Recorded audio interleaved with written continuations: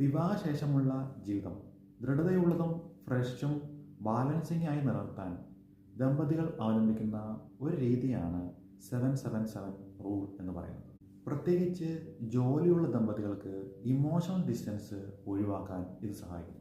എന്താണ് ഈ 7-7-7 റൂൾ? ഇവിടെ ആദ്യത്തെ 7 ദിവസത്തെയും രണ്ടാമത്തെ 7 ആഴ്ചയും മൂന്നാമത്തെ 7 മാസത്തെയും സൂചിപ്പിക്കുന്നു. ആദ്യത്തെ 7 എല്ലാ ആഴ്ചയിലെയും ഒരു ഡേറ്റ് അല്ലെങ്കിൽ ഒരു ദിവസം ഒന്നിച്ച് ഒരു പ്രത്യേക സമയത്ത് ക്വാളിറ്റി ടൈം സ്പെൻഡ് ചെയ്യാൻ വേണ്ടി മാറ്റിവെക്കുന്നു. ഇവിടെ ഫോൺ ഉണ്ടാവില്ല, വർക്കിലിട്ട് കാര്യങ്ങളുണ്ടാവില്ല, ഒരു ചെറിയ നടത്തം അല്ലെങ്കിൽ ഒരു കോഫി ടൈം ഒന്നിച്ച്.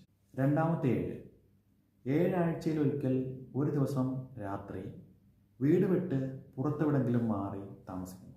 ഒരു ചെറിയ ട്രിപ്പ്, ഒരു പുതിയ റെസ്റ്റോറൻറ്റ്, ഒരു സ്റ്റേക്കേഷൻ, തിരക്കിൽ നിന്നും ഒരു ബ്രേക്ക്. മൂന്നാമത്തെ 7 മാസത്തിലൊരിക്കൽ ഒരാഴ്ച നിൽക്കുന്ന ഒരു റൊമാൻറ്റിക് ഹോളിഡേ ട്രിപ്പ്. ഒരുമിച്ച് ട്രാവൽ ചെയ്യുന്നു, പരസ്പരം മണി, സ്പേസ്, ഫ്യൂച്ചർ എന്നീ കാര്യങ്ങളൊക്കെ ഷെയർ ചെയ്യുന്നു, വീണ്ടും ഒരു ടീമായി റീഅറേഞ്ച് ചെയ്യുന്നു. ഇതാണ് 7-7-7 റൂൾ. ഇത് ഫ്ലെക്സിബിളാണ്, ഇങ്ങനെ തന്നെ വേണമെന്ന് യാതൊരു നിർബന്ധവുമില്ല.